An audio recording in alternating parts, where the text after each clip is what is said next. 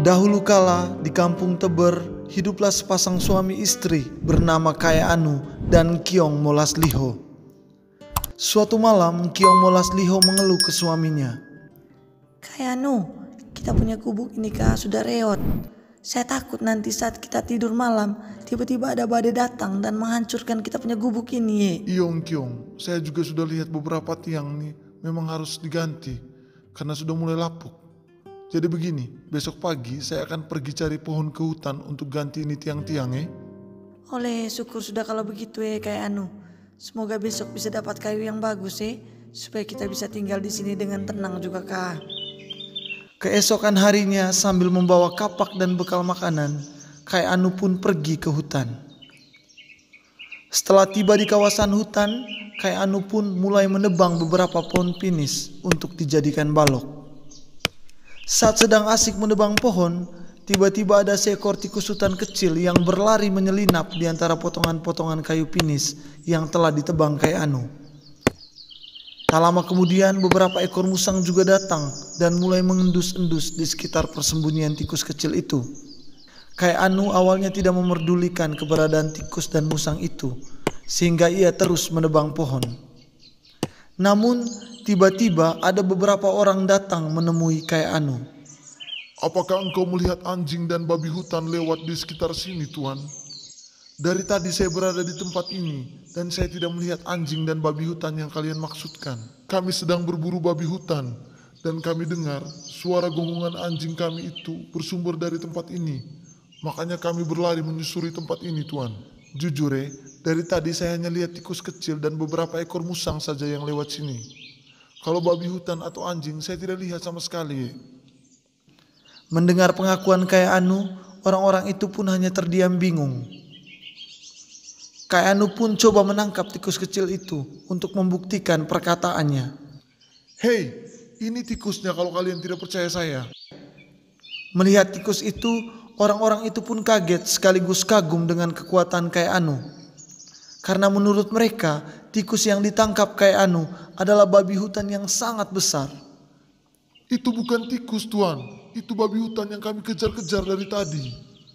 Mendengar pernyataan orang-orang itu, Kaeanu pun menyadari kalau orang-orang yang ada di hadapannya bukanlah manusia, melainkan darat atau bangsa keturunan dunia lain. Berat sekali ini utangnya. Padahal kita ini ada 4 orang, tapi tidak bisa angkat sama sekali. Bagaimana nih? Kita minta bantuan sesama ini orang Karena kasihan, Kaeanu pun membantu para darat untuk membawa tikus yang mereka anggap babi hutan itu ke kampung mereka. Maka mereka pun mulai berjalan menyusuri sungai yang menurut darat-darat ini adalah jalan raya. Setelah berjalan sekian lama, tibalah mereka di sebuah danau kecil yang banyak ditumbuhi tanaman air sejenis bambu. Danau kecil itu bernama Rananekes. Kaeanu yang datang bersama beberapa orang anggota kampung itu pun disambut dengan baik. Hei Tuan, bagaimana bisa engkau mengangkat motang besar itu hanya dengan 1 tangan? Anda sungguh hebat, Tuan. Ini baru pertama kali kami lihat orang mampu mengangkat motang besar dengan 1 tangan. Oh, hebat sekali Anda, Tuan. Mendengar pertanyaan dan pujian itu, Kaeanu hanya tersenyum. Tiba-tiba kepala suku Rananekes pun datang dan ia mengabarkan bahwa mereka akan berperang melawan orang-orang dari Danau Ranahembok.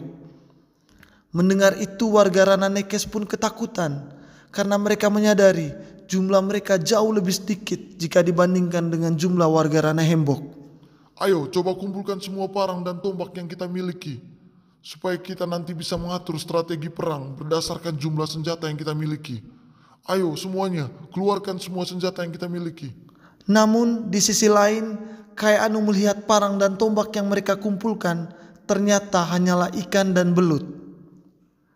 Melihat ada yang aneh, Kaeanu pun menawarkan diri untuk berperang melawan musuh mereka. Maaf sebelumnya, saya ingin menawarkan diri. Bagaimana kalau saya saja yang berperang melawan pasukan-pasukan dari Danau Ranahembok? Tapi dengan satu syarat. Apabila saya berhasil memenangkan pertempuran ini, maka kalian semua harus membantu membangun istana untuk saya dan istri saya. Baiklah, kami setuju dengan persyaratan itu, asalkan Tuan benar-benar memenangkan pertempuran ini. Mendengar itu, Kai Anu pun tersenyum bahagia dan ia segera kembali ke kampung Teber untuk mempersiapkan diri sebelum perang.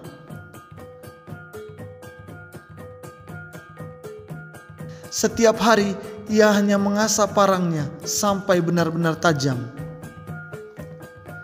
Tibalah waktu yang ditentukan untuk berperang. Kai Anu pun kembali ke Rananekes berbekalkan parang yang dimilikinya. Sesampainya di Rananekes, Kai Anu memerintahkan semua warga bersembunyi di tempat yang aman karena dia akan melawan pasukan Rana Hembok sendirian.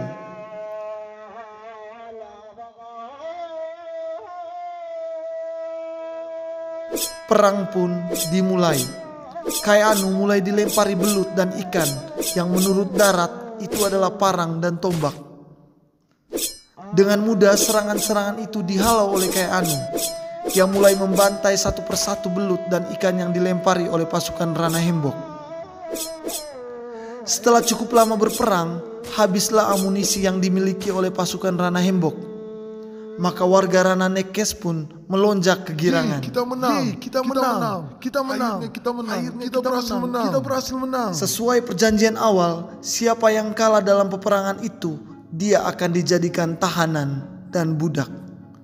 Namun, Kai Anu mengatakan bahwa sanksi bagi yang kalah adalah harus menyerahkan segala yang mereka miliki kepada warga Rananekes.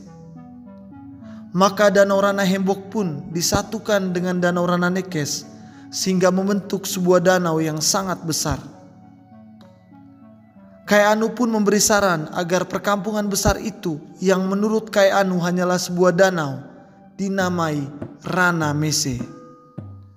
Dalam bahasa Manggarai, Rana berarti danau dan Mese berarti besar. Untuk membayar upahnya, Kai Anu pun memerintahkan para penghuni Rana Mese untuk membangun istana Kai Anu dan istrinya. Namun ketika para darat itu baru saja membawa batu-batu ke kampung Teber, tiba-tiba anjing milik Kai Anu menggonggong dengan sangat keras. Alhasil para darat itu pun lari terbirit-birit kembali ke Danau Rana Mese. Dan pembangunan istana untuk Kai Anu dan istrinya pun tidak dilanjutkan. Sampai saat ini, sisa-sisa batu yang dibawa oleh penghuni Danau Rana Mese itu masih berada di halaman rumah Gendang, Desa Compang Teber, di wilayah Manggarai Timur.